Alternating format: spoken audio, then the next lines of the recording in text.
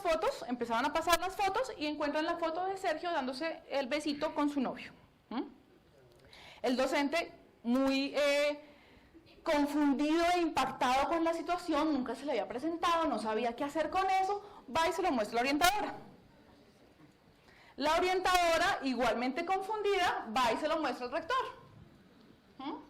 Y lo que deciden es llamar a los chicos a orientación escolar. Ustedes vienen a orientación escolar porque en el manual de convivencia del colegio Gimnasio Castillo había una norma que decía que estaban prohibidas las expresiones de afecto obscenas y grotescas, dentro o por fuera del establecimiento educativo, y que además los chicos y las chicas no podrían tener relaciones de noviazgo a no ser que fueran conocidas y autorizadas por las familias. Esto decía el manual de convivencia. La cita en orientación, la orientadora les hace una carta de compromiso donde básicamente el compromiso es aléjense, no se relacionen. Me pregunto yo y les pido que se lo pregunten ustedes. Si esta foto hubiera sido entre un niño y una niña, ¿la reacción del profesor de educación física y de la orientadora hubiera sido esa? Un besito así nomás. O sea, esto no era una foto pornográfica, esto era un beso. Los niños van a citas con orientación en repetidas ocasiones y les informan que les van a decir a sus padres de su relación. Resulta que ninguno de los dos había comentado a sus familias que ellos eran homosexuales y que tenían una relación afectiva. Entonces, rápidamente, cada uno por su lado, se apresura a contarle a su familia lo que pasó en el colegio y a decirles que ellos son gay. En el caso de la familia de Sergio hay apoyo completo. O sea, la familia de Sergio dice, yo te quiero, tú eres mi hijo, yo confío en ti, sé que tú no hiciste nada malo y te apoyo 100%. La familia de Horacio se pone un poco más preocupada por la situación y como que no sabe muy bien qué hacer y pide una cita individual con el colegio. Lo citan al colegio y la directriz para el caso de Sergio es, usted tiene que ir a psicología como una condición previa para venir al colegio. Usted debe ir a terapia para poder reincorporarse a la institución educativa. En el caso, y además, en el caso de la familia del novio de Sergio, les dicen que se puede estar configurando una situación de acoso sexual. Y en ese caso, las situaciones de acoso sexual pues deben denunciarse. La cosa transcurre en que llegan vacaciones, salen a vacaciones, Sergio no quiere ir a psicología y el colegio le exige que es un requisito que vaya a psicólogo para poder reincorporarse. La mamá de Sergio decide entonces retirarlo de la institución educativa y por su parte la familia del novio de Sergio pone una demanda contra Sergio por acoso sexual ante la fiscalía. El CTI hace una llamada por error para corroborar datos o para citar, no sé muy bien, pero llaman a la casa de Sergio, no a la casa del novio de Sergio. Y Sergio se entera por esta llamada telefónica de que existe una denuncia penal en contra de él. Esto, sumado a diferentes situaciones que se iban presentando en el colegio, hacen que él tome la decisión el 4 de agosto de 2014 de suicidarse. Durante el transcurso del tiempo han puesto una queja a la mamá pone una queja del colegio por discriminación ante la Secretaría de Educación de Cundinamarca y la Secretaría de Educación hace unas visitas y lo que encuentra es una serie de descargos diciendo que efectivamente el chico tenía comportamientos desafiantes, que era muy contestatario, pero que además las expresiones de afecto con su novio eran indecentes, etcétera, etcétera. Y se empieza a configurar toda una cantidad de elementos que te dicen aquí hay una situación de discriminación. La familia pone una tutela contra el Estado después del fallecimiento de Sergio y la tutela ordena 7 cosas. La primera cosa era que hubiera un evento de desagravio en el colegio, evento que ocurrió el 3 de diciembre, si mal no estoy, de 2015, al que asistieron la Fiscalía, el Ministerio de Educación, la Defensoría del Pueblo, el colegio, la familia y amigos de Sergio. Y nos ordena 4 cosas. Primero, que aplicáramos ante todo la ley 1620. Lo que dice la sentencia es, señor Estado, usted pegó en alguna forma por negligencia, porque usted no garantizó que todo eso que dijo en el 2003 en la norma, de verdad se estuviera implementando. En este momento usted tiene que garantizar que eso que escribió realmente pase en los colegios del país. Y nos ordena estas 4 órdenes a 6 meses que se cumplieron en abril de este año, en Semana Santa. La primera era que se conformaran los comités nacional de convivencia escolar y los comités departamentales y municipales. El de Antioquia tengo entendido que ya está activado y está funcionando y se reúne periódicamente.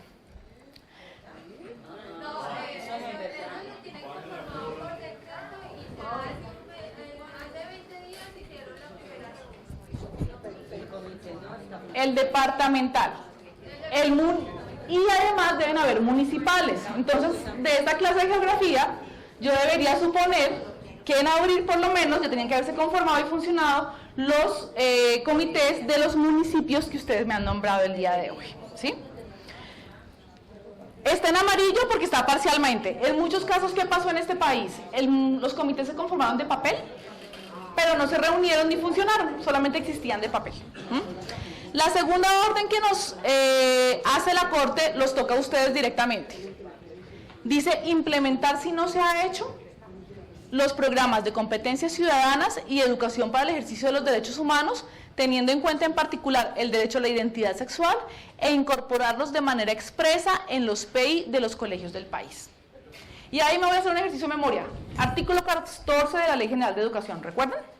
El artículo 14 de la Ley General de Educación decía que la educación sexual es obligatoria desde el preescolar hasta la educación media, que la educación en derechos humanos es obligatoria, que la educación para la democracia es obligatoria y que se debe promover la convivencia y la paz, la educación física, la educación ambiental y otros temas más. Y además nos decía que no necesariamente algunos de esos temas requerían una asignatura específica, sino que se podían desarrollar a través de proyectos pedagógicos. Entonces fíjense que la Corte no nos dice nada nuevo. La Corte nos dice en su PEI tiene que verse esto como una realidad. Educar para los derechos humanos, educar para la ciudadanía, desarrollar competencias ciudadanas y educar para la sexualidad, lo cual me implica reconocer que existen identidades de género y orientaciones sexuales diversas y que todas merecen respeto. Y los que conocen el PESC, ¿conocen el PESC? Y conocen los hilos conductores, saben que hay unos hilos conductores que hablan de reconocimiento de la diferencia, por ejemplo, y que hablan de respeto por los otros y que hablan de resolución de conflictos. Todo eso ya estaba allí. La Corte nos dice hágalo explícito, expreso, en los PEI de todos los establecimientos educativos. Nos ordena desarrollar y poner en práctica el sistema de información unificado, y ahí hay que reconocerlo. El Comité Nacional de Convivencia, así como los departamentales y los municipales, tampoco funcionó tan diligentemente como debería haber funcionado. Y hoy todavía estamos en construcción de ese Sistema Nacional de Convivencia. O sea, no existe un sistema unificado de información hoy a nivel país que me permita condensar la información de qué está pasando en los colegios y emitir directrices y decisiones de acuerdo a ello. Pero el mismo decreto nos decía, mientras tanto, los colegios deben llevar un registro. O sea, yo debería saber hoy en agosto del 2016 que en el primer semestre del 2016 en mi colegio se presentaron situaciones tipo 2, hacia quiénes, qué pasó, cómo las manejé. Si se presentaron situaciones tipo 3, hacia quiénes, qué pasó y cómo las manejé. No tenemos que contar las situaciones tipo 1, porque recuerden que las tipo 1 son ese incidente, ese conflicto mal resuelto que se presenta en el día a día. Y si yo contara cuánto grito y cuánto empujan hay en la escuela, pues sería un poco complejo. Pero las situaciones tipo 2 y tipo 3 yo las debería tener muy bien documentadas. Y esta, que no se ve muy bien por el color, dice que se debe establecer la ruta de atención integral con sus protocolos. Recuerden que el decreto 1965 nos decía cuál era la ruta, y en la guía también estaba, y decía que debían hacer los protocolos. Pero muchos manuales de convivencia y muchos colegios lo que hicieron fue pegar el decreto dentro del manual y no darle vida. Resulta que si yo no sé en mi municipio específico si hay comisaría, si hay CBF, si hay policía de infancia, si hay personería o si no hay ninguna de estas entidades, pues difícilmente yo voy a poder activar un protocolo. Aterrizar los protocolos significa reconocer qué hay en mi entorno y saber en el momento en que me se presente una situación tipo 2 o una situación tipo 3, a qué entidad lo voy a mandar, pero además a qué persona y ojalá el teléfono. Es hacerlos vivos en la institución educativa, si no es una cantidad de letra bonita dentro del manual de convivencia. Y nos ordenó las más difíciles. Y para estas nos dio un año que se cumple el 17 de septiembre de este año, o sea, dentro de un mes y piquito. Hacer una revisión extensiva e integral de todos los manuales de convivencia para determinar que los mismos sean respetuosos de la orientación sexual y la identidad de género. Y ordenar y verificar que en todos los establecimientos educativos estén constituidos los comités escolares de convivencia. Desde la guía 49 ya estábamos hablando que los manuales de convivencia deberían incorporar el enfoque de derechos, y dentro del enfoque de derechos deberían incorporar el enfoque de género, y además deberían prevenir cualquier tipo de discriminación. Lo que hace la sentencia es hacer un subrayado y dice, mire, específicamente esto. Y ahí les cuento otro manual de convivencia, bueno, dos más. Les cuento uno que tuve la oportunidad de conocer en un departamento de la zona Caribe.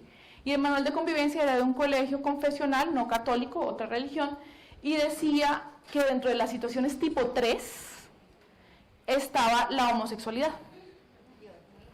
Traducido a eso, me estaban diciendo que la homosexualidad era un delito al cual yo le debía activar ruta de atención, si yo aplico que es una situación tipo 3. Me encontré otro más recientemente hacia los Llanos Orientales, y este decía situaciones tipo, no decía situaciones, decía faltas graves. Inducción a la prostitución, ¿de acuerdo? ¿Sería una falta grave o qué sería eso? Un delito, o sea, una situación tipo 3. Y se llama explotación sexual comercial de niños, niñas y adolescentes. ¿Estamos claros? Que es una situación tipo 3, es gravísima y debo afectar y debo activar ruta de atención. Coma, o sea, situación tipo, faltas graves. Inducción a la prostitución, coma, homosexualidad, coma, abuso sexual, punto. Todas en el mismo renglón. Hay homosexualidad, sobra. ¿Sí? Abuso sexual es una situación tipo 3, claramente está. Pero alguien me decía, oiga, pero la inducción a la homosexualidad, pues sí tiene que ser una falta. Y entonces yo le preguntaba a ese alguien, ¿tú induces a la heterosexualidad? No. La homosexualidad es una categoría de la orientación sexual a la cual yo no induzco. Esa se construye y se descubre a lo largo de la vida. Si quieren después entramos en ese tema, pero no vamos a entrar aquí. Pero fíjense cómo me ponían la homosexualidad al lado de los delitos sexuales y al lado de la explotación sexual. Al mismo nivel. Ese tipo de cosas pasan en nuestros manuales de convivencia y justifican que se presenten situaciones como la que le pasó a Sergio Urrego. La última que les decía era crear el comité de convivencia de cada establecimiento educativo. Y ahí les hago un recorderis. Siguiente. La ley 1620 nos creó 3 instancias. Una instancia nacional del comité de convivencia, que tiene una mesa técnica y una mesa del sistema de información, unas instancias territoriales, municipales, distritales y departamentales, y unos comités escolares de convivencia, desde el 2013. Siguiente. ¿Quiénes son ese comité escolar? Y ustedes vayan pensando, oiga, si está, no está, si está. Son el rector, el personero, el docente con función de orientación o el orientador docente, coordinador o coordinadora, presidente del consejo de familia, presidente del consejo de estudiantes y un docente que lidere procesos o estrategias de convivencia escolar. Puede ser, por ejemplo, el docente que se encargue del proyecto de educación para la sexualidad, o el de derechos humanos, o en general de transversales, o el profe sociales, por ejemplo. Retrocede. ¿Qué pasa en la mayoría de comités escolares de convivencia? Que estos personajes, los estudiantes, las familias y los estudiantes, no tienen el mismo nivel de opinión, de decisión y de construcción que tienen los docentes y los directivos. Entonces hemos encontrado secretarías que nos cuentan, yo voy al colegio y le digo que me dé el acta del comité de convivencia y el colegio me dice, un momentico, ya se la busco y ¡shop! Dieron las 10, dieron las 11, dieron las 12, dieron la 1 y el acta no apareció. Existen de papel, pero no se reúnen. Y en algunos casos cuando se reúnen, esos estudiantes no tienen voz, sino que a veces inclusive lo que hacen es pasarle el acta de la reunión del comité para que los estudiantes firmen. El comité escolar es una instancia democrática, que tiene un presidente, sí, el señor rector. Que tiene un secretario técnico, sí, pero en la que las voces de todos deben ser recogidas, no solamente las voces de unos. En el caso de Sergio, ¿activaron el comité de convivencia? Nadie activó el comité de convivencia, fue orientador al rector. ¿Lo debían haber activado? ¿Por el hecho del beso lo debían haber activado? No. ¿Por el hecho de la discriminación lo tenían que haber activado? Sí. Fíjense ahí cómo ya no vamos respetando el debido proceso. Hicimos algo por fuera de lo que nos establecía la norma. Siguiente. ¿Qué se supone que hace nuestro comité escolar de convivencia? Nuestro comité, ¿se acuerdan de la ruta de los 4 elementos que les mencionaba Margarita? Tiene no solamente funciones de atención y seguimiento. Yo los llamo los comités bomberos. Es ese comité que se reúne solamente cuando hay el problema y soluciona el problema. Un comité debería funcionar de forma permanente, no centrarse solamente en atención y seguimiento, sino también hacer un fuerte trabajo de promoción y prevención. ¿Recuerdan los que conocen el PESC, que el PESC decía que debía haber unas mesas de trabajo institucional donde se construyera el proyecto de educación para la sexualidad? Este comité podría cumplir las funciones de esa mesa de trabajo. Porque en este comité se deben hacer todas las acciones, se deben liderar, coordinar y articular las acciones que promueven la convivencia, los derechos humanos, los derechos sexuales y reproductivos, la prevención y la mitigación de la violencia. Y además debe articular las estrategias intersectoriales. O sea, cuando me llega al hospital y me dice, yo quiero hacer una charla de sexualidad, debería ser el comité en el que su función de promoción y prevención me dijera si esa charla entra y en qué contexto entra. Cuando me llega la Defensoría del Pueblo, cuando me llega la comisaría, cuando me llega policía a hacer prevención de consumo de spa, esta instancia debería coordinar todas esas acciones y con eso cumple su función de promoción y prevención. En atención y seguimiento, ¿qué debería estar haciendo el comité? Debería identificar, documentar, analizar y resolver los conflictos que se presenten, pero desde un espacio conciliatorio. Y ahí tenemos otra dificultad. Algunos comités se convirtieron como en pequeños jurados. Allá había defensor, había fiscal, había testigos, había descargos y hacían un veredicto. Y resulta que esto es una instancia de conciliación y en algunos casos... ¿Cómo? La escuela no puede conciliar. Es de negociación o de mediación. De resolución pacífica y democrática de los conflictos. No desde el punto de vista formal, pero finalmente lo que tú haces cuando encuentras un conflicto más resuelto allí es hacer un ejercicio conciliatorio y de ponernos de acuerdo. Pero además la ruta este ejercicio no me quita esto. Yo activo ruta de atención integral. Es decir, si yo tengo una situación tipo 3 en el colegio, un abuso sexual, presunto abuso sexual, yo no lo llevo a conciliación, ni lo llevo a mediación. Yo analizo el caso, lo documento y activo ruta de atención integral. ¿Con quién? Con el que tenga en mi municipio. La ruta de la ley de convivencia dice policía de infancia, pero en mi municipio puede ser más efectivo comisaría de familia, ICBF o la fiscalía si la tengo cerca. Con la ruta y el protocolo que tenga establecido en mi municipio. Y además, este comité tiene que hacer una tarea de gestión bien importante, y es hacer seguimiento al manual de convivencia y presentar informes, y eso me incluye la actualización. La actualización del manual de convivencia no es una tarea del rector, de la orientadora o del profe al que le pedí el favor o del abogado al que contraté para eso. La actualización del manual de convivencia es una tarea que debe liderar el comité escolar de convivencia y que compromete a toda la comunidad educativa, familias, niños, docentes, personal directivo, etc. Y me dice además el decreto que tengo que sesionar cada 2 meses y llevar registro. Eso quiere decir que de 2016 deberíamos llevar por lo menos 3 reuniones. ¿Sí? Si llevamos 2, vamos bien. Quedamos a punto de la 3. Siguiente. ¿Qué dificultades y qué retos tenemos con sus comités escolares? Lograr que realmente operen efectivamente. ¿Sí? Que no solamente sea una instancia de papel. Tenemos el reto de rescatar el carácter pedagógico de los comités. Acordarnos que estamos en la escuela para educar, no para juzgar. Y rescatar esa función que nos han dado. Promover que en ellos la participación de los estudiantes sea real y efectiva, así como de las familias y las de los demás miembros de la comunidad educativa. Que si bien hagamos atención y eventualmente seguimiento a los casos, podamos potenciar esas acciones de prevención y promoción y que podamos fortalecer desde allí el papel pedagógico de los docentes en el aula. ¿Recuerdan quién atiende las situaciones tipo 1? El docente que presencia la situación. Resulta que en muchos colegios siguió pasando de lo mismo. Fulanito y fulanita se pegaron en la puerta de la entrada un empujón, vaya al comité de convivencia, vaya donde la orientadora, vaya donde el coordinador. Cuando el que podía entrar a intervenir allí y a tomar ese acontecimiento como un acontecimiento pedagógico era el docente que lo presenciaba.